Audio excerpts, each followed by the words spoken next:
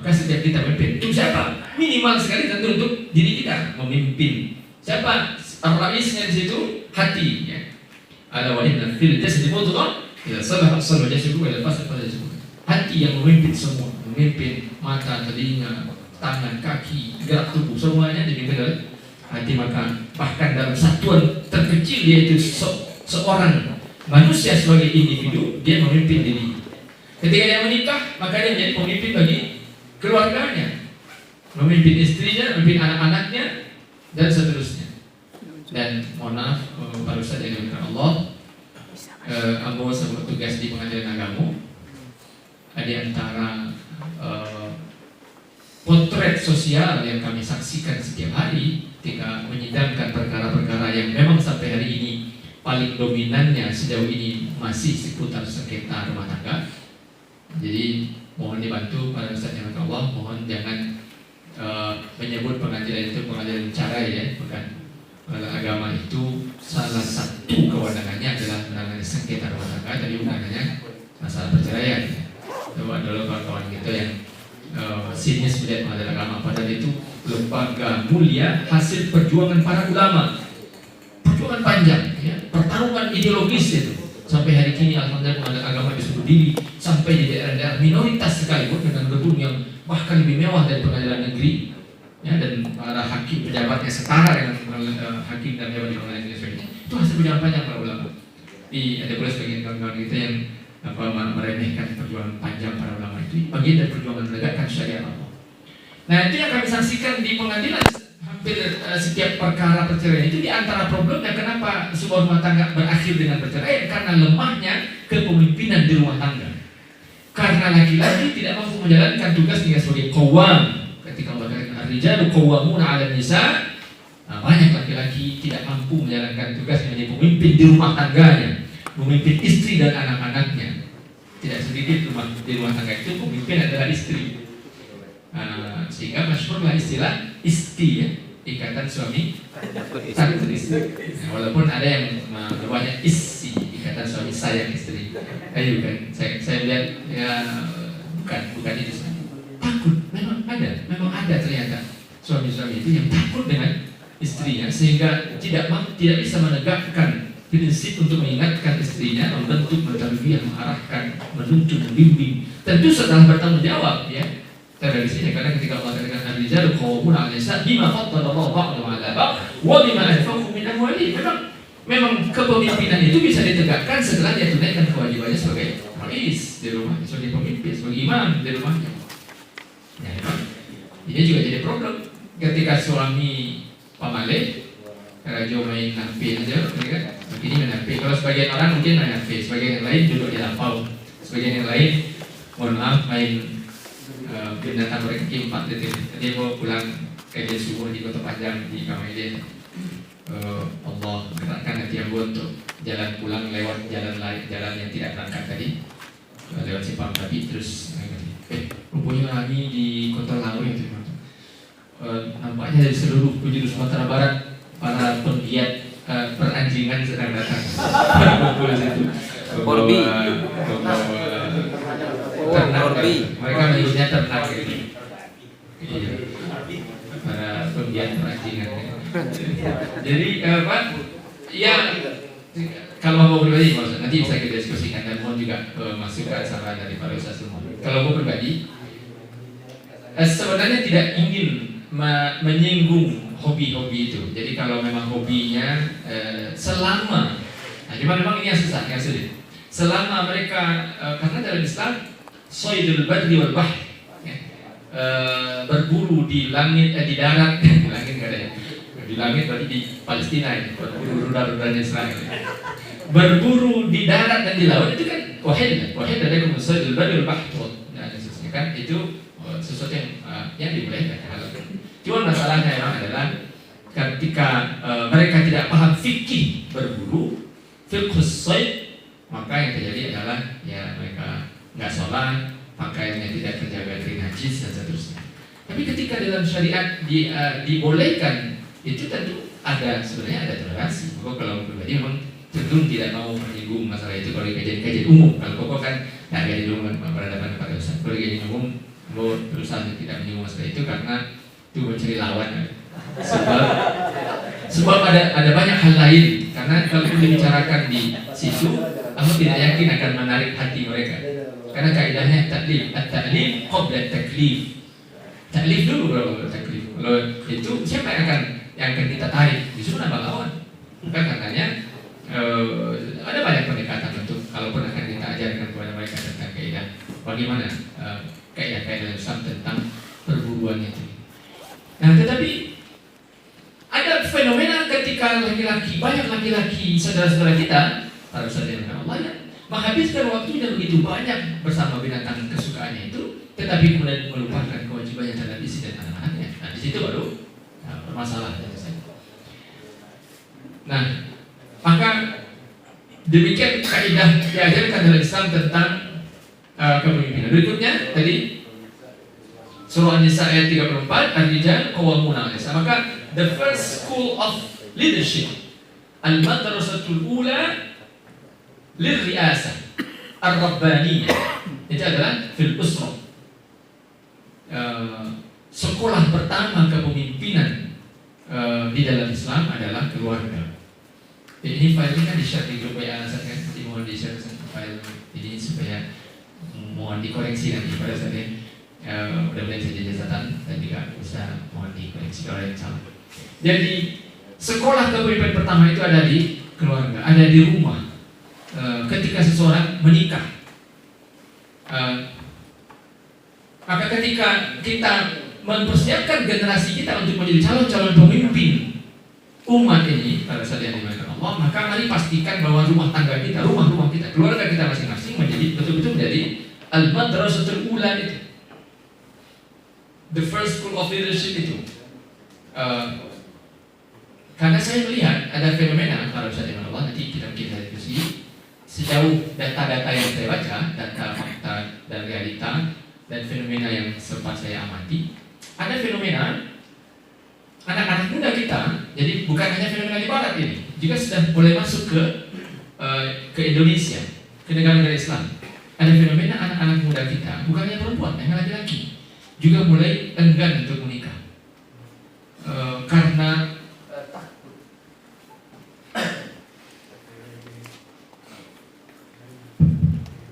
takut untuk menjadi pemimpin.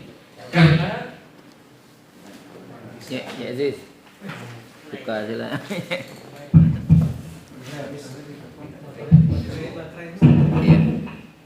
baterai. Ada petugas sebelumnya.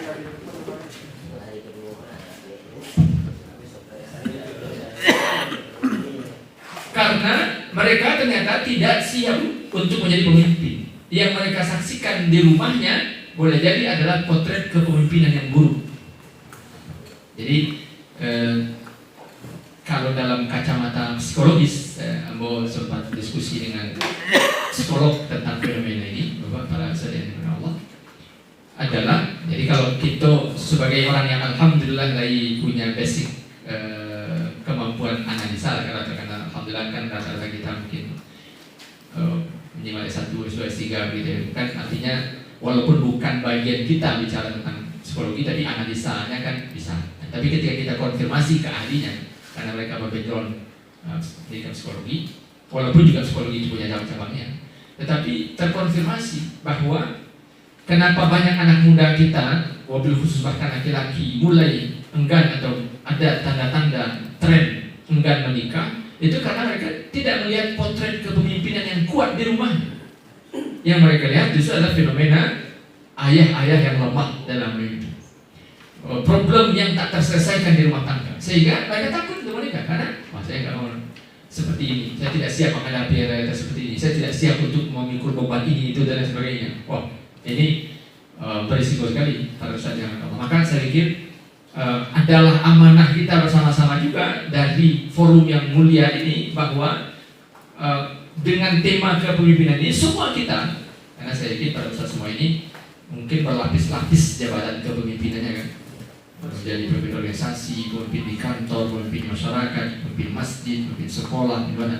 Dan itu kan mudah-mudahan memang insya Allah mudah-mudahan semua menjadi ladang amal kita, ladang jihad kita semua insya Allah. Jadi ada satu orang itu yang pernah tadi Al-Mukarram Ustaz Dr. Haji Fahmi Syakir untuk selevel ormas ya di Bukit Tinggi 2 sedang ada di pundak. Oh, 2 atau 3? Tahu ada yang tahu minimal 2, mungkin 3 atau 4. 3 Ustaz. Oh di MUI, kalian ketua MUI. Yayasan Ustaz. Yayasan. Yayasan juga. Ketua yayasan. Ketua yayasan di Allah. Oh, siap. Betul Ridwan. Baik, Atur Ridwan. Mahat Syed. Mahat kampus Allah. Rektor. Di IKD, Dewan Dakwah, kemudian Mahat dan sebagainya. Itu dan yakin kalau kita tanya satu-satu atau berkenan berbagi cerita, tentu mungkin juga ada yang sampai 10, 20 status jabatannya mungkin di masing-masing. Mau pernah ketika ada waktu agak sisi waktu gabut kalau istilahnya anak, mau coba cek status pertama sebagai seorang manusia gitu. Sebagai anak, sebagai suami, sebagai ayah, sebagai menantu, khususnya gitu. Ternyata setiap kita ini kalau mulai dari menghitung itu mungkin sampai 20-30 lebih barangkali status melekat pada diri kita. Yang sebagian besar atau bisa dikatakan semuanya sesungguhnya adalah tanggung jawab kepemimpinan pada setiap status dan posisi itu. Dan menariknya kalau saja ketika Islam mengajarkan tentang kepemimpinan, itu juga artinya mengajarkan tentang kaidah tentang bahwa kita siap dipimpin. Maka ketika Fadilatul Syekh Mustafa Mashhur kita Fiqh Da'wah menulis Al-Qiyadah wal Jundiyah, Al-Qiyadah wal Jundiyah, itu orang yang akan paling paham tentang betapa luar biasa posisi pemimpin dan dipimpin menjadi dipimpin adalah pemimpin. Jadi seorang qaid yang saleh, qaidun saleh, imamun saleh, rajulun saleh, kal-imam, kal-rais, kal-amir, dia yang paling tahu bagaimana menjalankan tugas ketika menjadi yang dipimpin. Maka leadership and followership, ya, kepemimpinan satu sisi, dan ketika dia juga menjadi yang dipimpin, maka dia juga menjadi yang dipimpin yang terbaik. Itu yang ditunjukkan dengan luar biasa oleh Khalid bin Walid ketika pemimpinannya sebagai panglima perang dipindahkan oleh Umar kepada Abu Ubaidah bin Jarrah. Itu kan kisahnya. Mudah-mudahan para saudara semua sudah sangat hafal ya. Betapa luar biasa kebesaran hati seorang Khalid bin Walid Saifullah al-Maslul yang tidak pernah kalah dalam peperangan, ya. Dan Umar dengan kearifan kebijaksanaannya tahu bahwa ini berisiko kalau tidak dihentikan ini karir kepemimpinan yang seperti ini terhadap umat, terhadap iman umat dan terhadap Khalid sendiri. Walaupun Khalid menuduhnya sebagai irinya Umar, dan itu satu hal yang biasa. Kemudian satu hal kan perspektifnya bisa macam-macam. Tapi Umar tentu kita meskipun para sahabat memiliki keutamaan, tentu dalam Umar adalah sahabat yang lebih harus kita yakini kebaikan beliau, walaupun tidak maksud. Ya, Umar bukan Nabi, tetap sahabat, tapi yang sangat diakui dan dipujikan kesolehan dan kebaikan beliau. Umar khawatir itu terhadap Khalid dan terhadap sahabat terhadap muslimin, maka bahkan justru di situasi yang sangat genting memindahkan kepemimpinan, tapi kemudian juga Khalid juga tahu bagaimana proses transisi dalam situasi yang genting itu dilakukan, tapi kemudian berjalan dengan sangat lancar. Abu Ubaidah bin Jarrah melanjutkan pemimpinan dalam peperangan yang dahsyat itu. Nah, seorang pemimpin yang baik akan tahu bagaimana ketika dia menjadi yang dipimpin. Nah, meskipun tidak mudah karena sebagian orang memang gagal hebat ketika memimpin, gagal ketika menjadi dipimpin, sehingga terus menggerogoti. Nah, itu kan yang kita ketahui hari ini, bahkan di level nasional ya, orang yang mengalami sindrom ketika dia tidak lagi memimpin, maka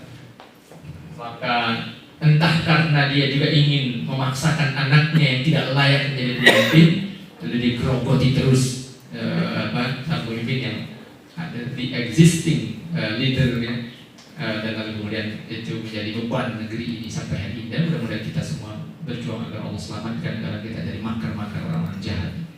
Jadi tidak mudah memang, dan tidak semua orang memang mampu melakukan itu, tetapi Islam mengajarkan kaidah, dan sesungguhnya prinsip Islam adalah seperti itu. Adalah orang yang tahu bagaimana memimpin, yang juga tahu bagaimana dia ketika harus dipimpin, bagaimana menghormati, memuliakan, mentaati dan seterusnya. Islam adalah agama yang sangat kaya dengan contoh kepemimpinan. Nah, jadi para ustaz yang dimuliakan oleh Allah SWT, agama yang paling sempurna menyediakan contoh, role models, ya, examples, ya, contoh sempurna tentang kepemimpinan itu disediakan lengkap oleh Islam dalam sejarah orang-orang soleh. Siapa? Tentu para nabi dan rasul di puncaknya. Kemudian as-siddiqun, orang-orang yang mengitari para nabi dan rasul itu dalam masa risalah dan nubuwah para nabi dan rasul itu. Kemudian para ulama, kemudian para solehun dan siddiqun setelah mereka.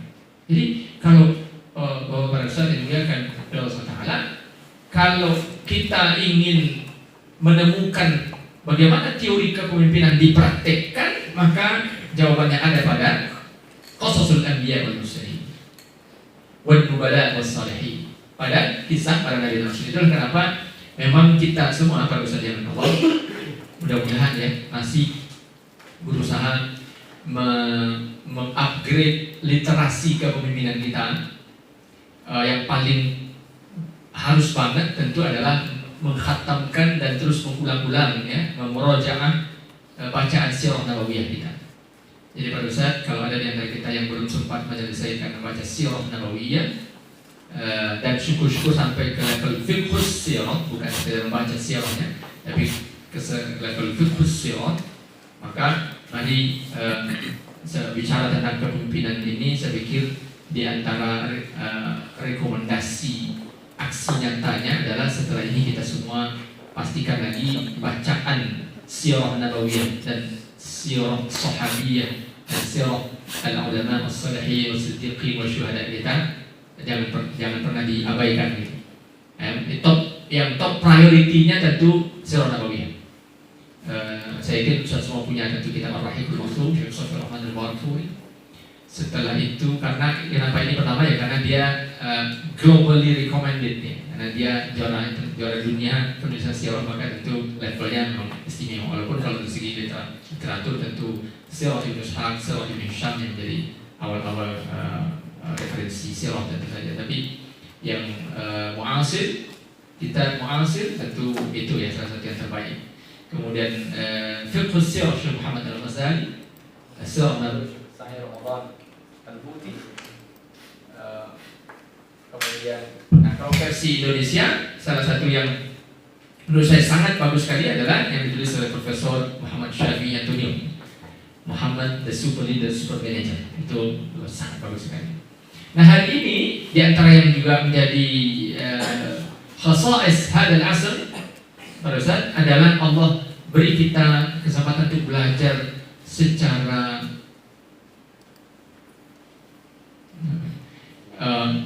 sangat nyaman lah gitu dengan YouTube ini.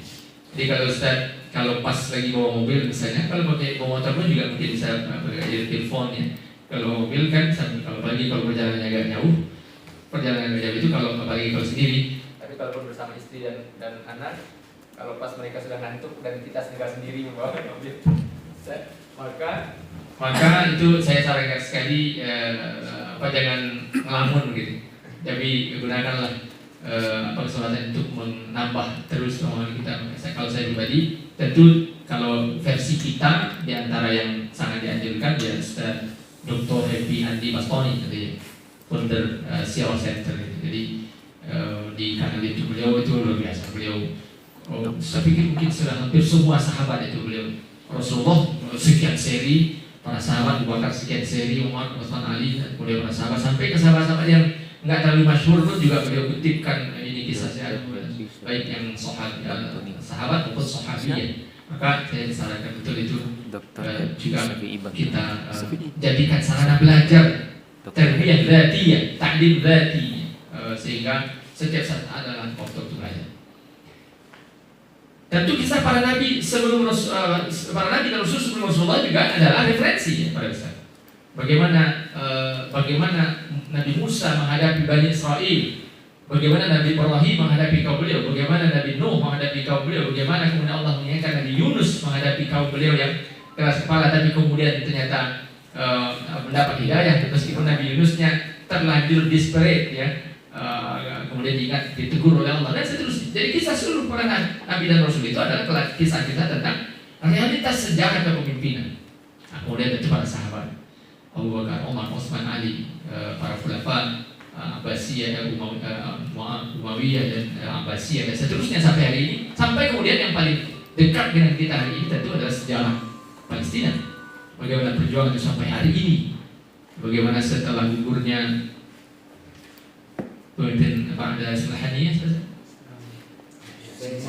Yahya Sinwar, setelah itu ternyata digunakan metode kepemimpinan tanpa publikasi ya. Kita tidak, orang itu kan gerakan itu berlangsung terus dan sampai hari ini, tetapi dunia tidak lagi kenal siapa yang memimpinnya.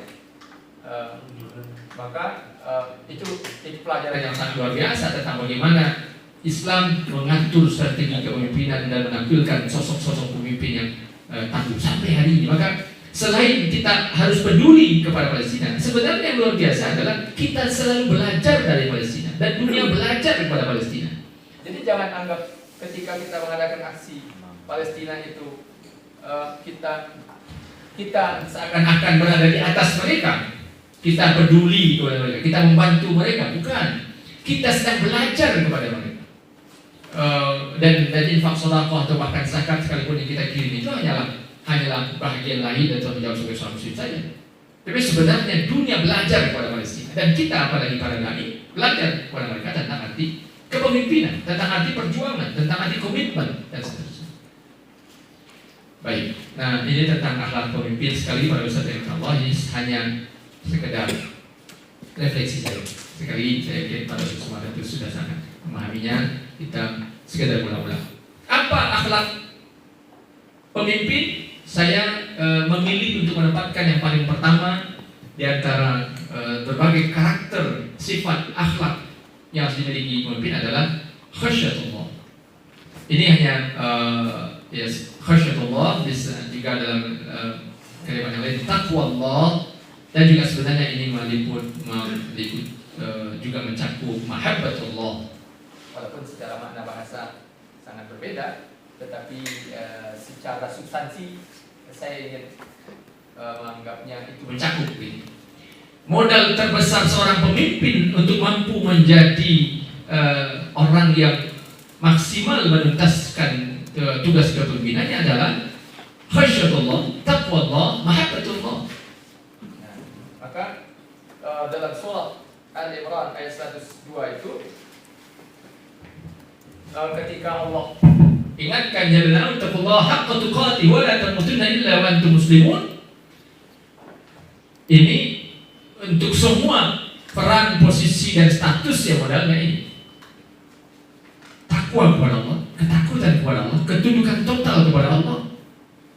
Itu yang paling mungkin membuat seseorang sanggup menjalankan amanah kepemimpinan secara maksimal. Dan sayangnya realitas hari ini pada saat yang dimuliakan oleh Allah SWT adalah bahwa kalau untuk level negara ya, terlepas dari bahwa mungkin kemarin di pemilu kita mungkin berbeda pilihan gitu misalnya mungkin, tapi saya pikir kalau di tingkat kepemimpinan tertinggi negara hari ini mungkin kita relatif cukup bangga mungkin ya, mudah-mudahan insyaallah.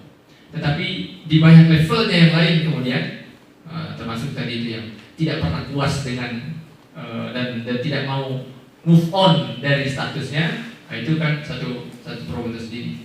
Yang juga adalah problem kemudian di banyak level yang lain begitu. Ada orang-orang yang sebenarnya dia tahu dia tidak layak untuk menjadi pemimpin, tetapi masih saja karena hubbud dunya wa hubbul jah wa hubbul mal dan seterusnya tetap saja berada di posisi itu, termasuk yang menyalahgunakan jabatannya. Kenapa seperti itu? Karena mereka tidak memiliki taqwa Allah wa mahabbatuhu wa khasyatuhu. Karena bagi mereka kepemimpinan bukan untuk ibadah kepada Allah. Karena yang menjadi motivasi orang-orang itu memimpin, atau jangan-jangan kita suatu ketika hanya semata-mata legacy gitu ya. Supaya nanti dia bisa ceritakan atau diceritakan kepada anak cucunya, ini dulu bapak, ini dulu kakek pernah jadi ini, jadi dan sebagainya. Sekedar untuk mewariskan cerita itu, bahwa ternyata sebenarnya dia tidak memiliki kapasitas untuk itu, tidak pernah tidak dijadikan sebagai pertimbangan, sehingga karena dia kemudian menyalahgunakan jabatannya untuk kepentingan tadi, pribadinya, keluarganya, kelompoknya, sukunya, dan seterusnya. Maka terjadilah kerusakan yang luar biasa di negeri ini, sehingga kita disebut sebagai among the most corruptive countries in the world. Negara Muslim, salah satu negara paling korup di dunia. Yang itu memang sadar atau tidak, ada desain itu dibuat, diusahakan dan diperjuangkan kelompok-kelompok tertentu yang tidak mau Indonesia menjadi pemimpin peradaban akhir zaman ini. Tetapi di sisi lain kita juga tidak jangan pula selalu menyorot keluar bahwa ada grand design negara Zionis ke konspirasi internasional atau apapun itu. Kalau kita memiliki ketahanan dan kesadaran, maka tidak akan bisa dikalahkan dan dipengaruhi oleh faktor-faktor lain itu.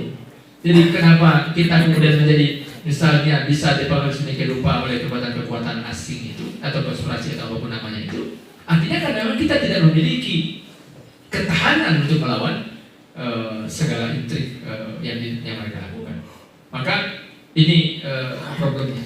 Jadi adalah ketakutan dan ketundukan kepada Allah, takwa kepada Allah dan cinta kepada Allah pada saat yang yang saya pikir tetap mudah-mudahan menjadi prioritas pertama yang harus kita jadikan sebagai rujukan untuk mengingatkan diri kita dalam semua status kepemimpinan yang hari ini melekat di pundak kita, untuk menunaikan itu, kesadaran kita bahwa semua yang kita akan dipertanggungjawabkan di hadapan Allah.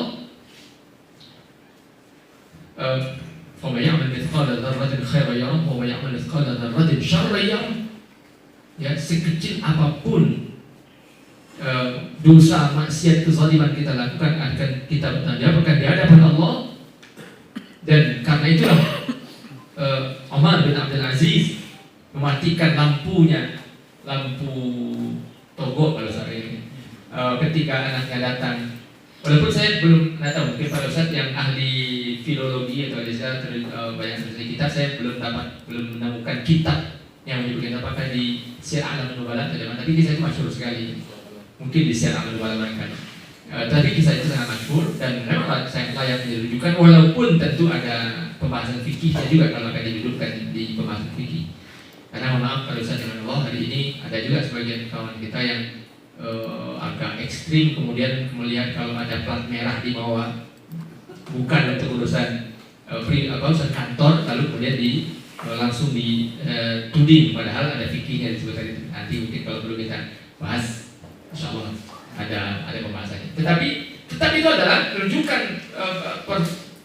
apa yang dilakukan Umar bin Abdul Aziz adalah sejarah, adalah contoh komitmen, ketakutan kepada Allah membuat seseorang menjadi sangat berhati-hati.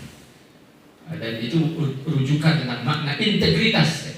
Kalau kami di Mahkamah Agung, mohon maaf pada saat yang Allah, Kementerian Agama itu berada di bawah Mahkamah Agung. Ya. Kalau dulu Kementerian Agama sejak 2004 Mahkamah Agung. Di Mahkamah Agung, alhamdulillah hari ini salah satu tema yang hampir selalu disampaikan oleh Ketua Mahkamah Agung Profesor Sunarto itu adalah jaga integritas, jaga kesederhanaan dan sebagainya. Ya walaupun memang tidak mudah untuk merubah sistem yang memang jumlahnya sangat besar di Indonesia, sekian ribu hakim, sekian ribu aparatur peradilan, dan kalau kali ini berbagai negeri itu terkait dengan kejaksaan, terkait dengan advokat, kepolisian dan sebagainya memang tidak mudah, tetapi sudah dimulai dan relatif di periode kepemimpinan sekarang ini, insyaallah mudah-mudahan dan mohon maaf pada semua, walaupun kita harus dikontrol oleh masyarakat, kaidah itu sedang berusaha ditegakkan. Apa yang paling mungkin membuat orang menjadi paling berintegritas? Takut kepada Allah. Apa yang paling mungkin membuat orang sangat bersemangat untuk menjalankan tugas kepemimpinannya? Karena harapnya kepada Allah. Karena jabatan itu adalah sarana ibadah kepada Allah. Bagi kita kan ketika menjadi pemimpin, karena kita tahu ini ladang amal, ini ladang ibadah. Maka karena itu saya akan laksanakan semaksimal yang saya bisa, karena yang saya cari ridha Allah. Kan? Saya pikir itu ya pada saat yang Allah. Dan sebenarnya ini juga adalah warisan, sudah diwariskan oleh para ulama. Sekali lagi tadi mohon maaf, setelah pengajian di Masjid Syuhada untuk Panjar Kamangile tadi bercerita dengan Dua Buya Tasman Dato Paduku Ayu. Jadi beliau dulu itu yang men-TC kami ketika mau MTQ. Nah, beliau cerita tentang setelah bahwa di kampung itu ada Buya Haji Mansur, pendiri hati. Dekan pertama Kota Syariah kali di style ini dulu. Lalu dia ternyata memang alhamdulillah di tengah-tengah masyarakat Allah memang titipkan orang-orang brilian itu dengan segala keistimewaan mereka. Di setiap kampung, di setiap daerah itu punya sejarahnya masing-masing. Nah, tinggal kita melanjutkan sejarahnya. Saya pikir kemudian Allah luar biasa. Terus saya berpikir apa yang sudah saya lakukan untuk kampung saya. Beliau alhamdulillah sudah mungkin sejarah di lingkungan beliau, misalkan beliau bahkan sampai didirikan sekolah, kemudian maksudnya saya apa yang saya lakukan untuk kampung saya, untuk warga, untuk masyarakat, untuk dan sebagainya. Ternyata kita memang, maka benarlah Allah ketika Allah katakan wali kulli wijhatun huwa fastabiqul khairat. Ketika mendengar kisah-kisah orang-orang hebat, orang soleh itu, yang kemudian tentu jadi bahan renungan kita adalah apa yang saya lakukan. Kalau beliau sudah mewariskan sejarah itu, nah saya apa yang saya lakukan? Dan kemudian apa yang bisa saya wariskan? Tentu sekali itu bukan untuk disebut-sebut orang, tentu itu kita bawa menghadap Allah. Jadi tentu status kita ini Bapak Ustaz, dengan segala amanah kepemimpinan yang ada di pundak kita kan bukan sekedar untuk menjadi status pernah menjadi anu dan sebagainya, tapi adalah kemudian yang paling harus kita renungkan, warisan amal, ibadah, dakwah, jihad, apa yang saya lakukan dengan status ini. Dan itu hanya mungkin ketika ketakwaan memang menjadi sumber energi terpenting dari setiap status kepemimpinan kita. Yang kedua, tentu saja karakter yang dimiliki seorang pemimpin adalah berilmu dan visioner. Ini saya gabungkan, walaupun sebenarnya dia bisa diurai secara terpisah, tapi untuk meringkaskan pembahasan saya gabungkan. Berilmu, dan dengan ilmu itu kemudian menjadi visioner. Ilmu karena memang kaidah tentang ilmu itu berlaku untuk siapapun, apalagi pemimpin. Kata Allah ya fa'ilam ladina amanu minkum waladina utul ilm pada raja. Agama ini adalah dinul ilm, maka Allah awali wahyu pertama kepada Rasul Iqra. Maka seorang pemimpin jelas haruslah pembelajar sejati, al-muta'allim as-sadiq, al-muta'allim al-mutawasil, al-mustamir, abadan. Pemimpin harus belajar terus.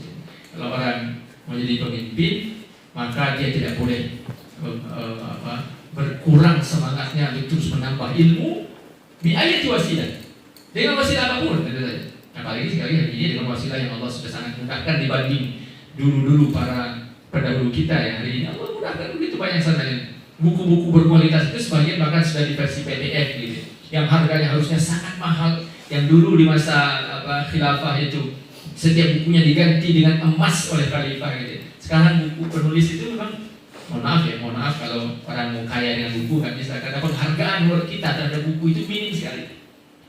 Dan mohon maaf sekali, saya ingin katakan, bahkan kalau ada teman kita bikin buku, yang kita lakukan apa? Minta dong, minta gratis. Padahal dia menulis dengan susah payah, kita minta gratis. Padahal dengan harusnya, maka kemarin saya ketika, tapi ini mungkin mohon maaf sekali, kemarin malam Sabtu kita di Masjid Baitul Jalal, setiap Jumat kedua pada Isya setiap bulan ada muzakarah di Baitul Jalal. Kemarin itu narasumbernya Dr. Fauzan, wakil dekan syariah. Nah, beliau kemudian di selesai memaparkan materi, selesai diskusi, bagikan buku buku 4 buah.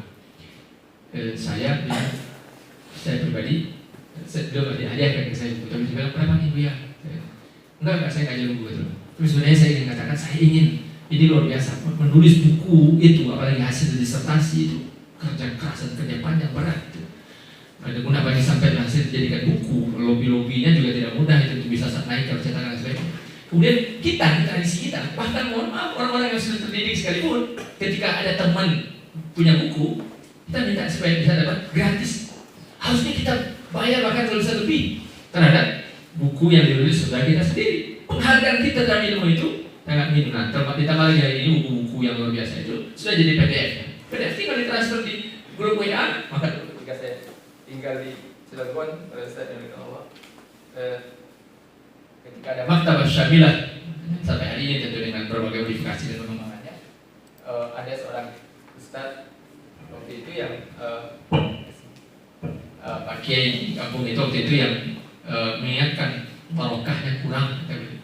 Jadi ketika kita waktu itu ditampilkan dari laptop maktabah syamilah saya, beliau ingatkan barokahnya kurang. Dan saya khawatir jangan-jangan begitu.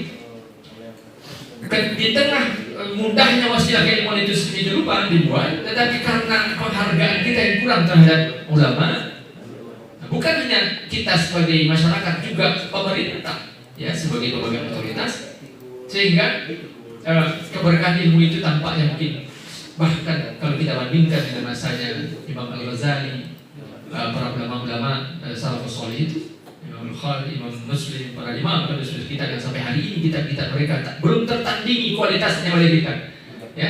Ada karena keberkahan yang mereka dapatkan dengan keikhlasannya, dengan kesungguhannya dan imannya. Nah,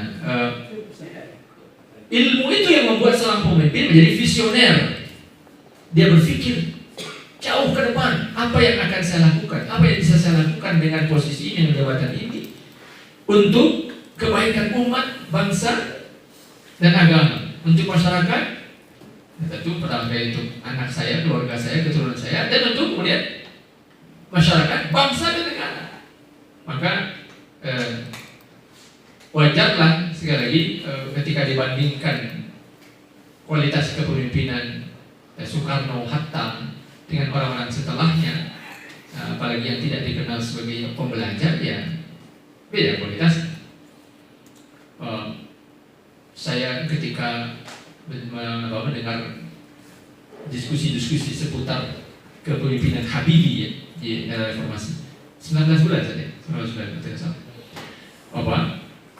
Dengan hanya dengan tempo 19 bulan menghadapi krisis ekonomi yang luar biasa dahsyat itu, dengan izin Allah tentu saja, dengan pertolongan Allah, di tangan seorang profesor memang dari orang yang insya Allah soleh, kita tahu beliau juga soleh, negara ini benar Allah selamatkan.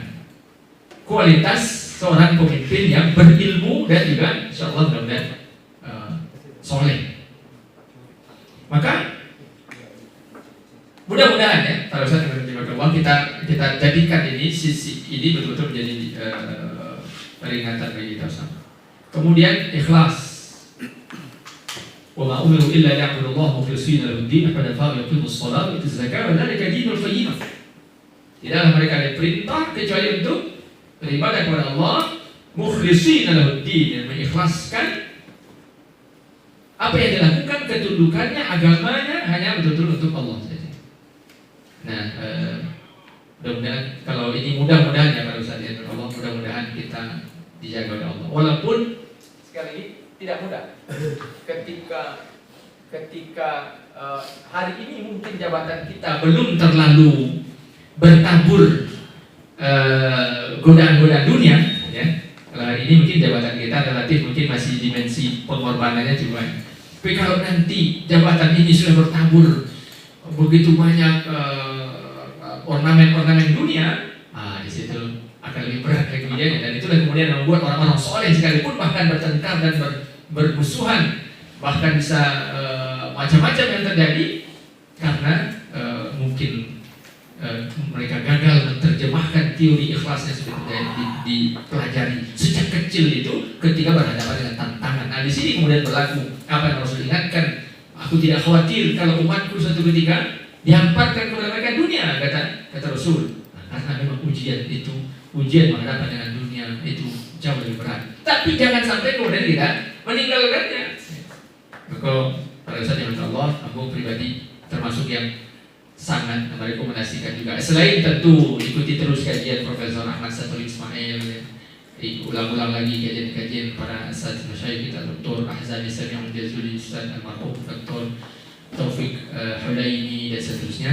Tapi kajian-kajian Gus Baha, kalau saya pribadi termasuk saya suka sekali, dan saya dengan kaliber beliau yang hafiz Quran, hafiz, faqih, muhaddis juga insyaallah, maka memang kita menjadi thiqah ya, ketika mendengar kajian itu disampaikan, walaupun tentu tetap bukan tidak maksum ya, tetap adalah seorang ulama yang sebagai manusia biasa ada sisi-sisi yang mungkin kita tidak sependapat, tapi saya menganggap kita sangat layak istifadah dan intifak dengan kajian-kajian beliau, luar biasa. Jadi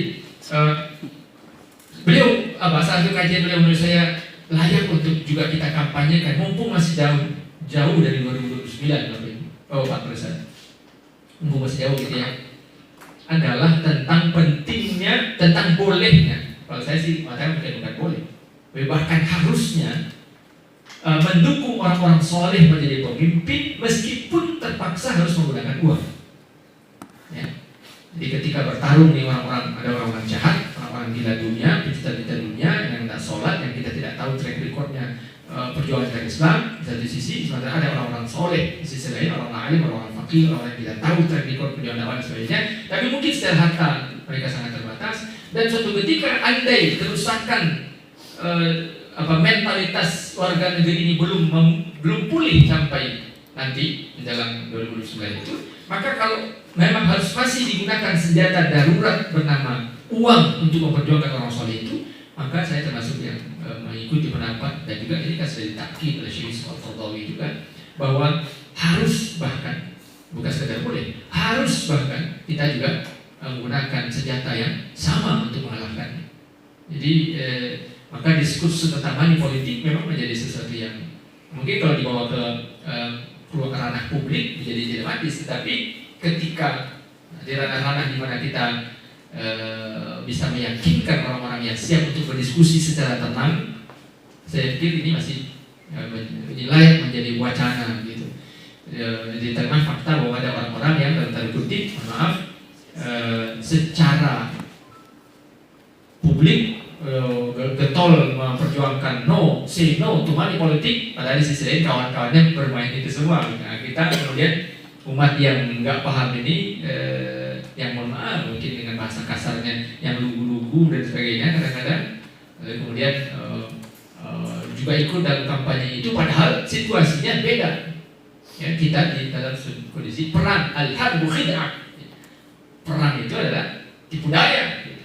Nah itu satu hal. Mungkin agak rumit di situ, tapi insya Allah kalau saya yakin sudah punya pembahasan tentu saja. Kemudian adil, tentu saja imamun adil. Imamun adil dalam hadis itu kan tidak hanya adil dalam arti kemampuan wad'u syai' fi mahallih, tasarrufu syai' fi mahallih, tawzi'u syai' fi mahallih, fi haqqi. Tentu bukan hanya itu, tetapi juga salih. Jadi imamun adil bermakna imamun salih. Kalau dalam apalagi kalau dalam kita gunakan kriteria ulumul hadis tentang orang yang adil, orang yang tidak pernah melakukan dosa besar dan sangat jarang melakukan dosa kecil, artinya seorang yang sangat berkomitmen dengan ketaatan kepada Allah dan Rasulullah. Kemudian jujur dan amanah, pasti jelas pada saat yang Allah. Dan ini dialognya Nabi Yusuf kepada Raja Mesir. Qala ja'alni ala khazain al-ard inni hafizun alim. Ya. Jadi hafiz, alim. Hafiz berarti amanah, alim berarti profesional, berkapasitas secara keilmuan mumpuni, tetapi secara kepribadian juga memiliki integritas yang terjaga. Nah, maka Pak Ustaz yang dimakan Allah, mungkin untuk kondisi kita hari ini, kita memang tidak terbiasa ya, dan saya pikir juga memang tidak harus lah ya kita katakan saya orang yang amanah, saya orang yang masyarakat yang menilai. Tapi kalau dalam tradisi, dalam rujukan Qur'ani, ternyata Nabi Yusuf dulu mengatakan itu ketika minta jabatan ke Raja Mesir kan, ij'alni ala khazain al-ard inni hafizun alim. Ini kan sebuah keyakinan diri, ya, confident yang sangat luar biasa. Dan karena Nabi Yusuf tahu bahwa memang posisi itu yang harus beliau isi untuk situasi di mana kerajaan sedang dalam kondisi paceklik dan kondisi tidak stabil, maka menjadi pribadi yang hafiz, ya, yang amin. Kalau dalam ayat ini bilang qawi dan amin, qawi, amin, memiliki kapasitas dan terpercaya. Dan itu tentu berdasarkan track record, ya. Kalau mohon maaf sekali kalau kami di pengadilan bahwa itu ada inovasi yang dibikin oleh Direktorat Jenderal Badan Peradilan Agama untuk melacak talenta-talenta peradilan yang layak naik jabatan, itu namanya ETR. ETR itu Electronic Tracing Record. Jadi seorang ketua dan wakil, semua pejabat satu kantor itu saling menilai semua. Semua saling menilai dan itu anonim. Jadi satu kantor itu punya akun, dikasih akun di mana sekali 3 bulan semua saling menilai dan anonimus, tidak ada tidak. Maka setiap orang menilai Pak Anu ini bagaimana si Anu, mulai dari ketua, wakil, hakim, pokoknya semua saling dinilai oleh semua orang di kantor itu, dan itu terekam di Mahkamah Agung. Apakah sering bolos, apakah pernah melakukan tindakan asusila, apakah mengerti IT, apakah hidupnya sederhana atau suka memewahan, komunikasinya baik atau tidak, menguasai pekerjaan atau tidak, khususnya ada 26 pertanyaan, 27 pertanyaan, dan semua itu terrecord sebagai kemudian sebagai track record sang calon pemimpin yang akan dimasukkan ke bursa calon pimpinan pengadilan yang lebih tinggi. Nah, ya tentu sebenarnya lingkungan kita yang lebih tahu kapasitas kita, integritas kita, kapasitas kita dan seterusnya. Tetapi sekali lagi, Bapak yang dimuliakan Allah, ketika bagi kita jabatan kepemimpinan dan kekuasaan itu adalah dalam rangka beribadah kepada Allah, maka dia akan mengalir dengan sendirinya, tentu saja. Bahwa mungkin ada intrik-intrik, ada orang-orang yang tidak suka dan sebagainya karena kebijakan yang diterapkan atau hukuman sanksi dan sebagainya, itu bagian dari sebuah, dan tentu mereka juga punya sistem tersendiri itu untuk memverifikasi data-data yang masuk dan seterusnya. Ini tentang hadis tentang as-sidqu alaikum bis-sidqi dan seterusnya. 5 menit lagi saja. 5 menit lagi, mohon izin. Dan tanggung jawab terkait dengan semua poin yang tadi, seorang pemimpin jelas harus pribadi yang bertanggung jawab, siap untuk memikul beban dari amanah yang diberikan kepadanya. Kemudian pribadi yang bersemangat dan sungguh-sungguh mujahadah. Walladzina jahadu fina lanahdiyannahum subulana wa innallaha lamal muhsinin. Maka tadi kalau ditanya apa moto hidup, saya menggabungkan 2 kata, ibadah dan jihad.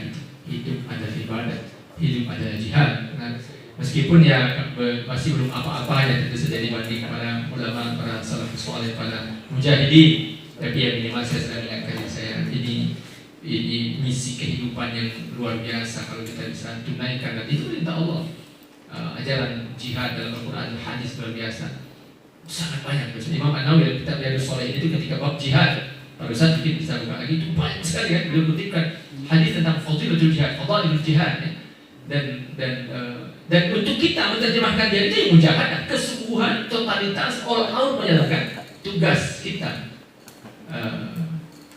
Sekali lagi, menteorikan yang mungkin gampang, tapi ketika di lapangan memang kita akan diuji oleh kemalasan, keengganannya.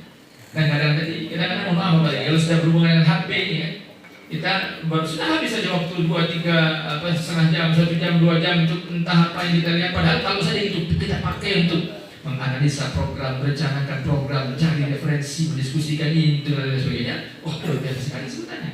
Tapi karena ada mulai mujahadah, ad-dha'ful mujahadah, qillatul mujahadah, lemahnya mujahadah kita, akhirnya berlalu waktu produktif untuk sesuatu yang tidak bermanfaat. Yang ke-9, tadhiyah, ruhul tadhiyah, siap berkorban dan misalnya. Dan itu tadi satu paket dengan mujahadah tadi. Dan terakhir menjadi teladan, menjadi qudwah, tentu saja seorang pemimpin, tentu saja semua sikapnya menjadi qudwah, menjadi teladan bagi orang yang pimpin. Sekali lagi semua dan para ustaz yang dimuliakan Allah, mohon berkenan nanti mengunjungi kanal YouTube saya Sarmanto Kurajo, jangan lupa subscribe, like, share, dan komen.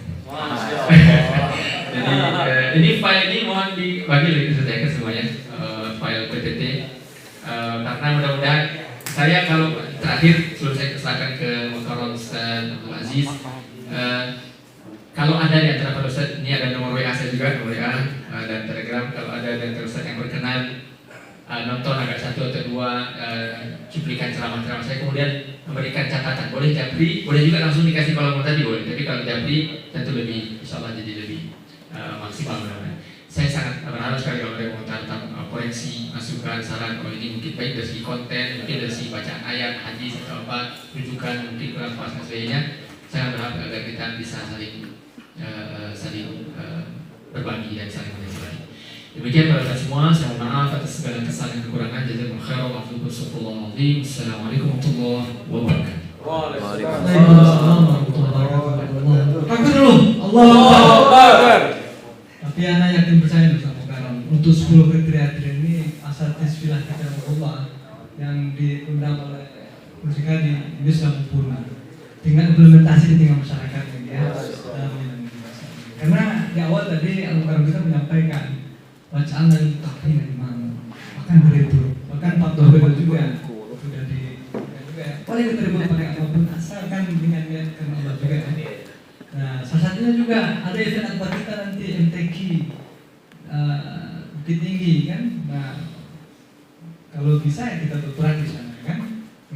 Bukan artian itu berebut, ada manipulasi segala macam, segala macam. Jadi kalau nggak ada orang yang salah seperti Astas bilang tuh akan seperti biasa MTQ itu kan. Kita mau Bukit Tinggi MTQ pure kan, nggak ada manipulasi segala macam. Nah kemarin kita masjid yang menjadi venue itu diundang kan. Di apa? Itu kita penelitiannya langsung ke awal kita, mahasiswa kita jaga juga lah. Latihan. Siap mandi. Nah event itu tanggal 13 sampai 18 Desember. 14 itu apa ya? Tanggal 14 itu perlombaannya, tanggal 18 itu penutupannya, tanggal 17 finalnya. Tapi gara-gara salah satu event untuk hadis bersanad 100 hadis bersanad, 500 bersanad. Nah itu di Garage eventnya. Ada beberapa event, ada 16 venue ini ya. Kalau ini saya juga ada di nanti, betul bisa mempersama event ini bersama-sama nanti. Baik, agak berhenti. Saya kira ikut terlibat itu Ustaz Januar. Artinya bersama kita semuanya. Mudah-mudahan setidaknya doa lah, dan berkah buat negeri kita. Baik, astagfirullahaladzim. Ini seperti sampaikan omongan tadi, boleh apapun kita diskusikan dalam forum ini. Silakan. Satu kanan, satu kiri, satu belakang. Silakan. Minimal. Saat kanan mungkin Sekretaris BKPMI. Juga ya Sekretaris BKPMI ya. Yang depan. Ustaz Rudi.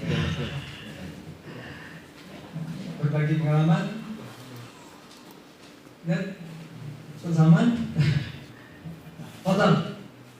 Masyura ila Ustaz Salim.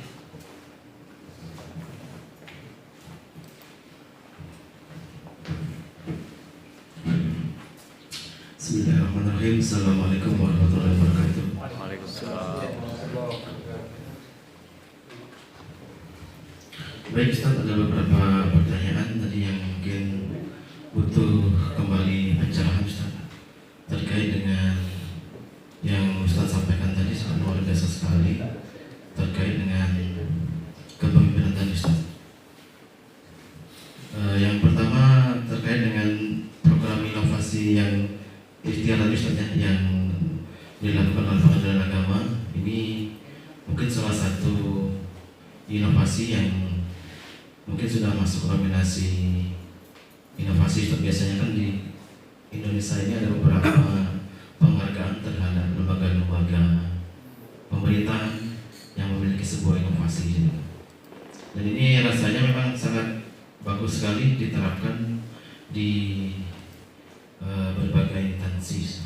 Mungkin suatu saat mungkin dari kami ingin juga studi banding ya ini kan inovasinya, sehingga nanti bisa juga diterapkan di lembaga-lembaga yang sifatnya pemerintah seperti itu. Terus yang kedua Ustaz, terkait dengan yang ini tadi Ustaz, yang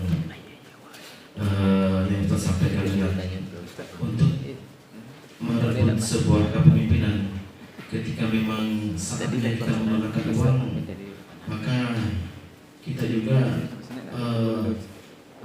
harus juga menggunakan itu.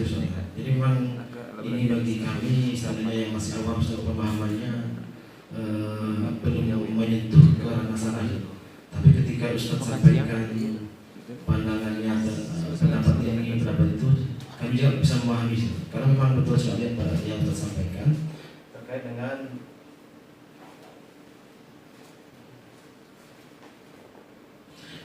kebenaran yang tidak terorganisir akan mudah dihancurkan oleh kepentingan yang terorganisir. Dan kita juga mewanti-wanti hal tersebut, Ustaz. Karena inti dari kegiatan kita hari ini yaitu workshop manajemen organisasi ini, bagaimana kebenaran yang terorganisir ini memang betul-betul memiliki roadmap, Ustaz. Nah, malam tadi pematerinya sangat luar biasa juga, Ustaz. Bagaimana nanti memiliki roadmap yang jelas. Kemarin juga dari Ustaz Aidil Alvin, Ketua Majelis Ulama Indonesia, kami menyampaikan juga, Ustaz. Kita tolong juga, Ustaz, dibuatkan konsep roadmap untuk pendidikan kepada remaja kita, Ustaz. Karena memang kami sampaikan juga, Ustaz, kami kan profesi sebagai guru, Ustaz. Jadi kami setiap bulan itu biasa mengevaluasi anak-anak ini yang begitu remaja, Ustaz. Malam tadi juga sudah kami sampaikan, Ustaz. Mohon maaf, dan ini mungkin butuh juga kolaborasi bersama-sama kita. Kolaborasi bersama-sama kita ketika kita berikan angket dan evaluasi pada anak-anak, kenapa banyaknya dengan alibi yang berbeda. Tapi mereka mengatakan memang terkadang memang isi ceramah yang disampaikan oleh Ustaz yang ketika di masjid itu banyak ancaman yang kaki dan sebagainya. Terus ada juga item Ustaz juga kurang menarik, Pak, yang kami agak terobsesi kurang sana. Nah, jadi mohon juga, Ustaz, kami minta trik dan lihat yang terkait dengan masalah itu. Yang kedua juga terkait dengan yang tadi, Ustaz, merebut kepemimpinan ini dengan cara kita manipolitik, Ustaz. Terus ada juga yang saya sampaikan tadi, pemimpin itu ketika kita menjadi pemimpin itu jangan diminta. Tapi sekarang budayanya itu harus diminta. Dan itu bagaimana? Apakah teman yang lain meminta? Kita nggak meminta ya. Nah, jadi minta juga pandangannya, Ustaz. Jadi yang bagusnya yang mana kita pakai, Ustaz? Ketika kita memakai konsep kalau meminta itu kita pada luar saja, itu pada manusia kita nggak usah meminta. Tapi terkadang di lapangan, ya, memang yang lain aja meminta. Masa kita yang sudah ada di dalam nggak mau meminta, kata Ustaz. Nah, itu juga disindir, Ustaz. Nah, itu mohon pandangan juga, Ustaz. Terima kasih. Assalamualaikum warahmatullahi wabarakatuh. Waalaikumsalam warahmatullahi wabarakatuh. Tiga saya. Kasih saya bisa khairan. Sebelum kita lanjutkan membahas apa yang disampaikan, ada yang lain, Ustaz? Belum ya, baik. Ada yang lain? Belum ya, baik. Nanti kalau ada yang lain, para Ustaz, karena kita sampai jam 10 katanya, sampai jam 10. Ini masih ada 27 menit menjelang jam 10. Dan saya ingin memaksimalkan waktu ini. Kalau para Ustaz nanti tiba-tiba teringat ada yang mau disampaikan, mohon langsung tunjuk tangan. Karena kalau tidak, maka saya akan memaksimalkan saja waktu sampai jam 10, gitu ya.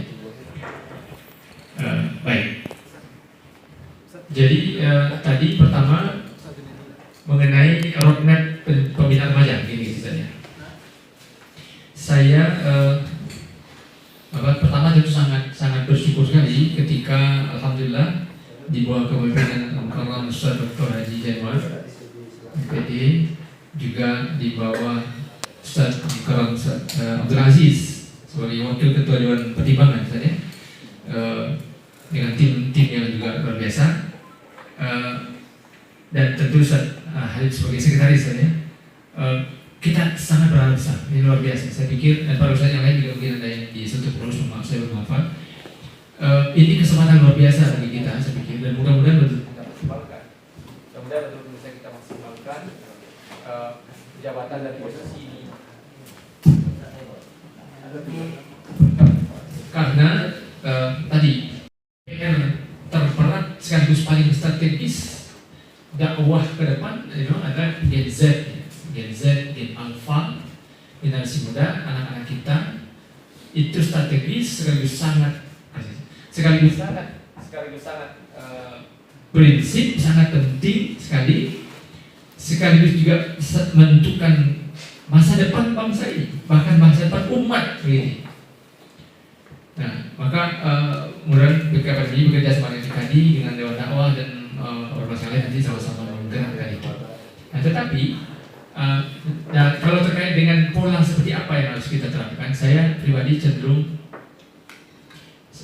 tentu ini perlu digodok, artinya dibicarakan secara betul-betul mendalam dengan analisa yang mendalam, dengan referensi yang kuat tentu saja, dengan standar akademis yang juga kuat. Jadi bukan hanya kilasan-kilasan pemikiran saja, tapi betul-betul bisa diadu, bisa diuji pendapat itu, dikaji dan diuji sebenarnya. Nah, saya pikir itu perlu forum yang memang betul-betul serius. Saya pikir kalau bisa kita buat forum itu, mudah-mudahan IKADI barangkali atau nanti ke pemerintah daerah, tapi forum yang betul-betul serius dan fokus gitu. Jadi bukan formalitas, semacam FGD, Focus Discussion Group ya. Jadi dan orang-orang yang hadir itu orang-orang yang memang betul-betul concern, punya track record dan betul-betul teruji dan kita lihat memang memiliki komitmen untuk semuanya. Jadi bukan formalitas orang entah siapa diundang, nggak kita ketahui komitmennya, track record dan sebagainya. Orang-orang itu yang betul-betul didulukan, kemudian tentu dengan segala bahan yang dipersiapkan dari awal tentang apa yang akan dibahas, fenomena apa yang akan didiskusikan, dengan referensi yang memang dipersiapkan dari awal. Jadi tidak dadakan juga, dipersiapkan secara mendalam, dan kalau perlu momennya tidak, tentu bukan sekali saja, tapi bisa jadi beberapa kali, agar konsep itu matang. Karena memang sejauh yang saya ketahui hari ini memang ada role model mungkin dari beberapa tempat. Anggaplah misalnya kalau itu model masjid Jogokarya misalnya, atau masjid Sejuta Pemuda, atau mungkin masjid Ismuya atau yang lain. Tetapi kan tidak selalu satu program yang cocok di satu tempat bisa dipakai langsung di tempat yang lain, karena situasi kita beda-beda. Maka untuk konteks Bukit Tinggi atau Sumatera Barat, boleh jadi pendekatannya memang harus juga disesuaikan dengan kondisi lokal Bukit Tinggi, dengan kondisi yang kita hadapi, dengan SDM yang ada, dengan peta lokal masyarakat yang seperti apa yang kita definisikan, kita analisa, kita petakan dan sebagainya. Maka karena itu, saya pikir forum yang sangat perlu untuk itu adalah forum tadi, FGD itu. Tapi dia mengajar substansi, bukan formalitas. Karena yang ingin kita rumuskan adalah rencana strategis kerja serius. Gitu. Karena mohon maaf sekali lagi, saya merasa masih banyak program-program kita itu yang agak bernuansa formalitas, sehingga tidak mengejar substansi, padahal anggaran yang digunakan itu luar biasa besar sebenarnya. Dan saya termasuk sebenarnya sangat khawatir kalau kita bikin program yang tidak jelas tujuan dan efeknya nanti akan untuk apa gitu. Padahal ini uang negara yang kita pakai, uang rakyat yang kita pakai, tapi hanya untuk formalitas kegiatan-kegiatan yang targetnya, tujuannya tidak jelas, juga tidak terukur, tidak terevaluasi kemudian setelah itu. Nah, saya pikir itu. Nah, maka untuk roadmap kerja pembinaan, program pembinaan remaja dan pemuda yang terbaik saya pikir di sana kita rumuskan dengan menghadirkan orang-orang yang betul-betul memiliki semangat sekaligus juga kapasitas dan pengetahuan untuk itu secara sungguh-sungguh. Tapi paling tidak kalau menurut saya yang tentu bisa kita mulai pertama kali dari rumah kita masing-masing. Jadi yang pasti tentu semua kita ini para ustaz, semua kita yang hari ini Allah titipi amanah anak, mari kita pastikan bahwa rumah-rumah kita masing-masing adalah role model di mana ayah ibu bekerja keras dan bekerja sama untuk menjadikan anak-anak dari rumahnya itu ada contoh-contoh bagaimana remaja dan pemuda di luar sana harus dibentuk.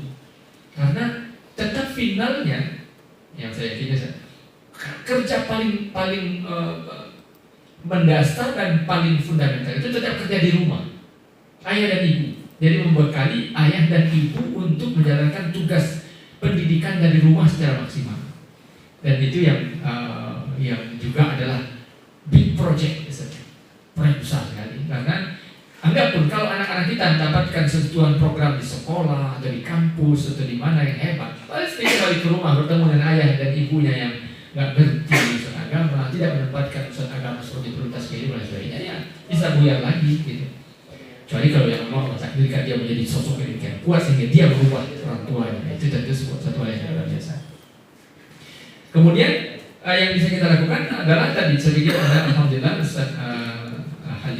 Ustaz Salim Al-Halim adalah guru yang tentu betul-betul menjiwai bagaimana anak. Karena saya apalagi SMA saya kan saya SMA 1 saja. SMK ya. SMK 1 ya. SMK 2 pendampingan SMA 1. Saya juga dia di SMA 1 ya. Sama Ustaz Milki. Dan sebagai saya mungkin SMK 1. Maka tentu yang lebih menjiwai itu Bang Ustaz. Tetapi karena anak saya juga yang pertama sekarang kuliah di Malang, semester 3, nomor 2 di Alisalam, Alia. Jadi insya Allah juga. Tapi itu potret ke anak pribadi, anak kandung kan. Sementara fenomena di luar dan ragam perilaku anak-anak itu kan luar biasa. Tapi saya meyakini bahwa memang lembaga yang relatif paling efektif untuk membantu anak memang adalah sekolah. Nah, saya mau izin minum dulu ya Pak Ustaz. Ustaz, belum minum ya? Sudah, kami duluan dari Ustaz. Mewakili yang di sini saja. Pakai sistem representatif.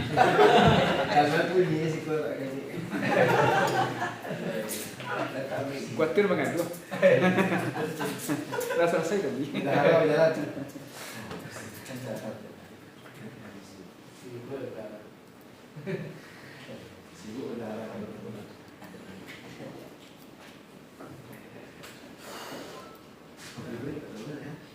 Baik, para ustaz yang dimuliakan Allah, selain di rumah, tapi yang paling penting tetap di rumah. Maka karena saya kalau boleh mau mengajukan permohonan kepada para ustaz semua, karena saya tidak juga tentu punya data konkret. Jadi saya sangat sarankan para ustaz, mari pastikan di bagian dominan dari tema-tema pengajian kita di majelis-majelis ilmu gitu ya, walaupun temanya mungkin tentang akidah, tentang ibadah dan sebagainya, tapi saya sarankan usahakan selalu ada porsi tentang tanggung jawab pendidikan kepada anak. Karena di antara problem pendidikan kita ini adalah para orang tua memang nggak ngerti, nggak sadar tentang tanggung jawabnya kepada anak dan nggak ngerti caranya. Tidak tahu caranya bagaimana. Mereka bingung, mereka gampang gimana ya menghadapi anak sekarang gitu.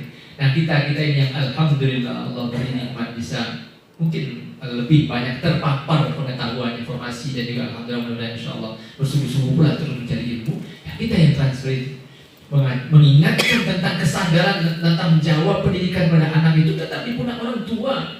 Mau ditempatkan di sekolah pesantren terhebat termahal sedunia pun kalau orang tuanya tidak menjadi model pertama dan utama bagi anak, pendidikan itu akan gagal atau akan kecil kemungkinan keberhasilannya kalau ayah dan ibunya bukan menjadi teladan bagi mereka. Maka nah, kita karena pengajian-pengajian kita rata-rata yang hadir masih kebanyakan bapak dan ibu, bukan berarti kemudian lalu kemudian kita yang semangat kita anggap yang berhasil untuk pendidikan anak itu hanya kalau kita berhadapan langsung dan modalnya enggak.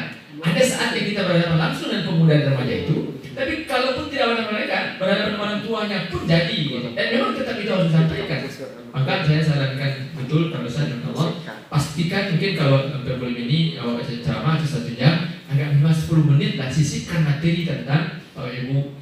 Mari pastikan ya, kita tadi membahas tentang tanda-tanda kiamat, tadi gitu ya, tema kita apa. Maka ayo pastikan ini dipahami betul oleh anak awal, supaya mereka mengerti bahwa akan ada masa dan sebagainya. Jadi tetap mereka harus bawa pulang PR tuh orang tua yang mengaji narasikan sekian umur itu mungkin baik pada anaknya juga jadi orang tua pula maupun mungkin orang dewasa yang anaknya mungkin belum nikah. Pastikan mereka menjalankan kembali pendidikan di rumah itu anak-anaknya itu. Dan ajarkan pula trik-triknya. Trik-trik itu kan misalnya Bapak Ibu Allah mohon maaf. Kan sebagian orang tua itu belum masih banyak yang belum mengerti betapa pentingnya art of listening ya, seni mendengar. Banyak orang tua itu masih merasa bahwa kalau orang anak itu tugasnya adalah menceramahi sepanjang-panjangnya.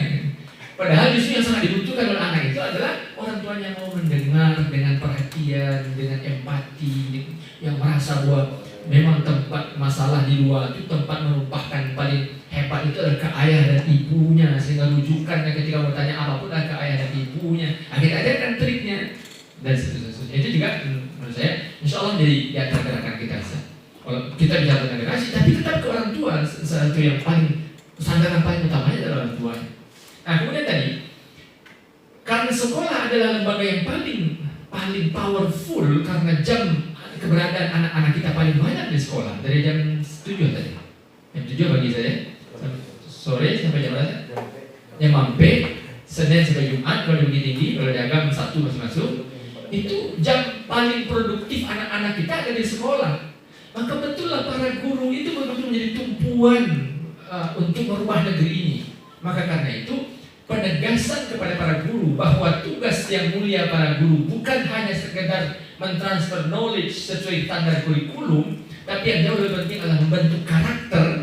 Nah, saya nggak tahu bisa kalau di sekolah kalau dibikin persentase guru itu kira-kira berapa persen tuh yang sadar bahwa mohon maaf dengan tidak mengurangi penghormatan saya kepada para dosen yang adalah guru gitu ya. Tapi saya agak khawatir jangan-jangan sebagian besar guru jangan-jangan. Tapi mudah-mudahan jangan lah ya.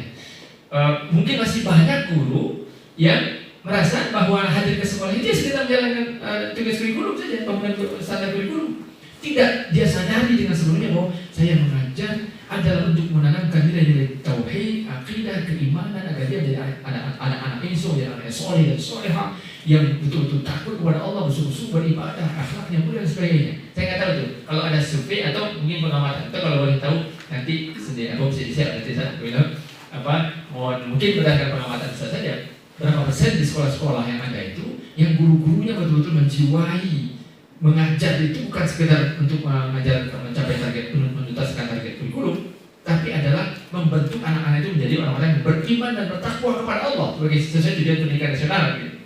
Ya, cenderung hanya menjadi lip service saja gitu, slogan dan jargon saja gitu. Ya mohon maaf sekali karena minimal kalau kami yang dari luar ini meskipun alhamdulillah terlibat di dunia pendidikan, punya yayasan, kami terlibat di pengurus yayasan juga di dalam saya dan juga insya Allah cukup adalah mengamati dunia pendidikan. Tapi realnya tentu para ustadz yang lebih paham yang adalah guru. Tapi melihat gelagat, perilaku, cara bergaul, cara berbicara sebagian guru yang pernah bertemu saya itu agak memprihatinkan gitu.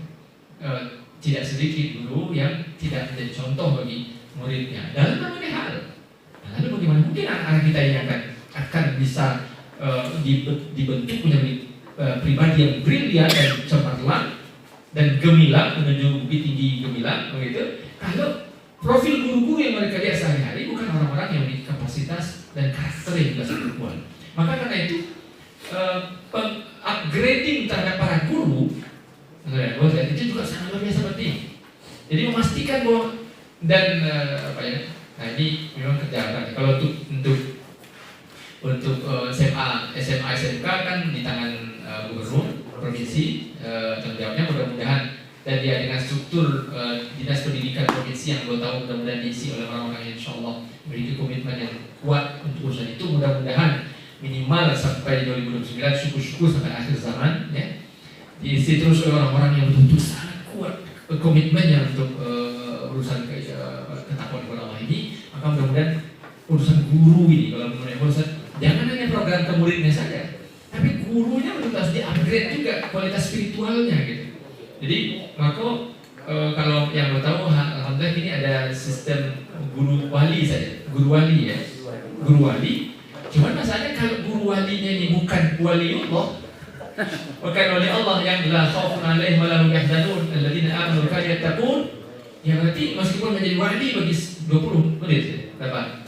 20 menit atau berapa? 10 murid. Kalau kan kaidah bahasa Arabnya faqidu syai' la yu'ti. Seorang yang tidak memiliki tidak akan bisa memberi. Kalau dia tidak takut kepada Allah, apa yang mau dikasih kepada anak-anaknya?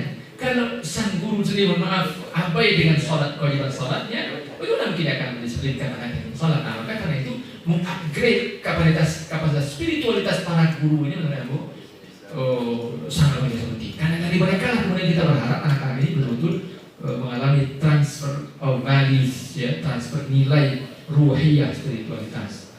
Jadi itu bukan hanya program siswanya yang perlu menjadi fokus, tapi juga mengupgrade guru, mengingatkan mereka, dan itu harus sistemik ya, proses harus masif juga, harus terstruktur juga itu prosesnya. Walaupun mungkin lebih berat karena mengubah guru yang secara kapasitas kepribadian mungkin sudah susah diubah kata orang mungkin, tapi harusnya kan tidak, karena guru itu adalah tokoh-tokoh perubah, maka mestinya juga dia berubah kan. Nah, cuman dia ada proses menyadarkan para guru bahwa di tangan mereka ada misi yang sangat besar. Nah, itu yang mudah-mudahan juga bisa menjadi misi kita. Saya pribadi sebenarnya sempat berpikir kalaulah IKADI ini bisa Kamil bisa mengadakan program pertemuan para guru, para kepala sekolah sebukit tinggi rutin sekali sebulan misalnya gitu ya, di mana kita berdiskusi dan mencari. Kalau lewat kan tidak bisa memaksa ya, tidak bisa pula memonitori, tapi minimal kalau kita punya multaqo para sekolah atau minimal guru agama, guru PAI atau guru-guru kelas dan sebagainya, kan kepada beliau-beliau itu nanti insya Allah beliau turun ke muridnya gitu. Atau mudah-mudahan kalau Ustaz Saiful atau Ustaz Ibnu barangkali bisa juga bikin semacam forum itu sehingga guru-guru diingatkan terus mereka tentang tanggung jawab anak-anak. Maka kita tidak mungkin berapalah jangkauan kita, kemampuan kita untuk menemui anak-anak murid siswa ini. Tapi kalau melalui para gurunya dan mereka diperbaiki, maka insya Allah perbaikannya juga akan mengalir kepada anak-anaknya, karena para guru yang setiap hari di sekolah yang kalau kekuasaan lokalnya ada 30 atau 40 orang, tapi kalau guru berapa 40-50 guru di suatu sekolah sama-sama adalah orang-orang yang memiliki visi perhatian yang kuat terhadap urusan ruhiyah dan spiritualitas, maka insya Allah efeknya mudah-mudahan saya akan relatif lebih jelas, mudah-mudahan menuju perubahan. Kemudian, tadi kalau terhadap anak-anak, tadi kita punya SDM yang terbatas misalnya, anak-anak sekolah, dan saya pikir kita maklumi saja bahwa anak-anak ketika ditanya kenapa ndak selama ini ndak hadir macam-macam di remaja, yo cari ustaznya macam-macam awak setari ustaz gitu, nah aku sebentar besok kadang selesai, tidak menggembirakan bagi mereka. Kemudian mungkin seketiknya agak kurang langsung dihadiah ustaz kau, woi aku macam-macam ini tidak nyaman bagi mereka ada di forum itu, apalagi dengan jumlah yang terlalu banyak kan. Sangat banyak sekali, masih sedangkan lokal yang 30 orang tadi kita sudah selalu kata berapa? 35. Sedangkan lokal yang 35 saja kita sudah susah mengendalikannya, apalagi satu masjid dengan jumlah begitu banyak. Dan walaupun tetap luar biasa, itu tetap sangat kita dukung dan harus terus dijalankan dan harus terus dievaluasi. Mudah-mudahan seperti kata formulanya, sampai terus memperbanyak SDM orang-orang yang akan menjadi role model tadi kan, yang menjadi anasir taghyir, jadi agent of change tadi kan. Karena kan memang prinsipnya untuk merubah semua kan nanti mesti ada agen-agen yang merubah sampai dan mudah-mudahan kemudian justru semua memang memiliki visi untuk berjuang. Tapi kalau belum semua, nah itu pukul kalau belum semua dapat ya pada bisa gitu kan. Nah pada desa juga ada pilot project, ada tokoh-tokohnya yang menjadi tokoh pengubah, maka insya Allah kemudian pelan-pelan nilai itu bisa transfer. Nah maka kalau memang kemudian juga memang perlu dicarikan pula para mubaligh, para dai, para ustaz yang memang paham tentang psikologi remaja, sehingga yang ceramah untuk didik remaja dan siswa itu tidak semua ustaz cakap untuk berhadapan dengan anak-anak remaja, karena mereka tidak terbiasa mungkin selama pada ibu ini pada anak remaja yang dihadapi, yang anggap materi yang disampaikan oleh ibu bapak bisa begitu saja sama gaya komunikasinya disampaikan kepada anak-anak remaja yang generasi Z, yang generasi Alpha dan seterusnya. Maka perlu juga pembekalan terhadap para dai mubaligh yang kita lihat itu diseleksi dulu juga. Perlu dipetakan di Bukit Tinggi ini berapa ustaz, tidak harus muda juga, karena ada juga ustaz yang muda, tapi dia tidak paham tentang tugasnya menghadapi anak muda. Mungkin pernah Imam ceritakan, ada satu kali seorang ustaz muda sebelum dia ditampilkan anak SMA nggak salah menampilkan hafalannya, dia sudah hafal 2 atau 3 juz. Kemudian apa komentar? Tapi agak terbata-bata anak ini. Kemudian apa kata si ustaz yang masih cukup muda ini? Baru nggak lancar hafalan doa, ini cek 2 juz hafalan doa. Itu sih anuan dulu. Jadi dia jatuhkan mental si anak itu di hadapan orang banyak. Harusnya kan diapresiasi gitu bahwa alhamdulillah dia maju-maju dengan segala tapi karena si sang ustaz ini sendiri tidak memiliki wawasan tentang bagaimana cara menjawab anak muda, maka yang terjadi adalah ini salah sekali jelas apa Ustaz kok nak menghargai, ada menghargai sedikit walaupun masih muda. Maka tidak hanya bicara orang muda, bisa jadi orang yang sudah agak berumur sedikit, mungkin 50-60 tahun, tapi paham tentang dia mengenai anak muda. Sebagaimana Rasul berhadapan dengan sang pemuda yang tidak izin berzina itu kan, ya Rasul, bahwa Rasul ketika menghadap anak muda datang tidak izin berzina, dia harus bersabar menghadapinya kan. Dia ada dialog, Rasul kemudian berubahlah cara pandangnya tentang maksiat. Gitu. Maka menurut aku kita petakan. Tidak semua orang bisa. Maka karena itu kita lihat, kita petakan. Kalau perlu diseleksi secara kalau perlu gitu ya. Kalau kemudian mohon maaf ada semacam reward, mungkin ustaz-ustaz yang belum terlalu terbuka untuk presiden pun juga bisa ikut seleksi itu gitu. Tapi kalau nggak ada reward, memang dengan modal keikhlasan, ya berarti kita screening lah gitu. Saat kita para mubalik mungkin lebih tinggi atau tetangga agam barang panjang dan sebagainya, ya kira-kira cukup baik kalau bicara dengan anak muda, dengan remaja, sehingga bisa membesarkan hati, bisa memberi semangat, tidak menakut-nakuti. Dan memang anak-anak tidak layak ditakut-takuti. Kaidahnya yasiru wala ta'asiru, basyiru wala tunafiru dan seterusnya. Cuman tidak selalu juga saya mohon maaf pribadi kadang-kadang tak bawa beliau gitu meskipun alhamdulillah syukurnya, tapi kadang-kadang kalau kita sedang jawatan gitu, maka memang sangat banyak yang harus kita lakukan. Tapi insya Allah mudah-mudahan pada Ustaz kita semua berkomitmen untuk itu. Itu saja. Ada cukup tadi. Demikian pada Ustaz yang berkata Allah yang bisa aku sampaikan sekali lagi ya sekedar refleksi saja. Karena gue yakin pada Ustaz semua tentu pengalaman, pengetahuan, literasi, referensinya sudah sangat banyak. Mudah-mudahan apa yang kita bahas tadi diridhoi Allah, diberkahi Allah, mudah-mudahan ada banyak kebaikan yang bisa kita dapatkan. Wabil khusus untuk bagi pribadi. Sekali lagi banyak semua jazakumullah khairan. Mohon maaf atas segala kesalahan. Assalamualaikum warahmatullahi wabarakatuh. Baik, apa saya Allahu Akbar. Allahu Akbar. Alhamdulillahirrahmanirrahim. Tidak cukup waktu barangkali untuk mengelaborasi apa yang pikiran Ustaz Salman kita. Alhamdulillahirrahmanirrahim, dari awal mungkin sudah disentuh juga oleh Ustaz Alfred, kemudian Mui, dan semalam bahkan Ustaz Joshua mengatakan juga kalau bikin drop nanti gimana nih hari ini tidur kita segala macam pertemuan itu. Dan kemarin Buya Ketua Umum kita setelah ada materi dan kebetulan bertemu sama beliau. Dan ada rencana, ada bertemu seluruh ormas keagamaan. Di saat itu idenya sih mengisi catatan Bukit Bilang ini apa, kan masih kosong, seperti apa. Karena itu bisa langsung dibicarakan secara kolektif kan, jadi tidak parsial, tidak sendiri ormas keagamaan itu. Dan mungkin salah satu proyektornya mungkin sama nih nantinya, seperti apa kan. Baik, Karam Allah astagfirullah, karena mohon maaf kalau ada sesuatu yang tidak berkenan. Dan kita tutup dengan alhamdulillah. Amin. Kita silakan dalam tabul hadis. Wassalamualaikum warahmatullahi wabarakatuh.